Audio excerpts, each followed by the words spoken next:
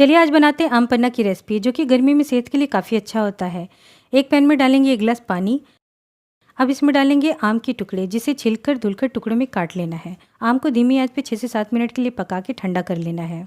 अब एक mixer jar में पानी समेत पके आम को डालेंगे और साथ ही डालेंगे 1/4 टीस्पून सफ़ेद नमक, 1/4 टीस्पून काला नमक, 1/4 टीस्पून भुनी हुई काली मिर्च का पाउडर, 1/4 टीस्पून भुने हुए जीरे का पाउडर, 1/2 इंच अदरक का टुकड़ा, 1 हरी मिर्च, आधा मुट्ठी पुदीने की पत्तियाँ। इन सारी चीज़ों को मिक्सर में अच्छी तरीके से ग्राइंड कर लेना है। दोनों ग्लास में डालेंगे ग्राइंड किया हुआ आम और साथ ही ठंडा पानी।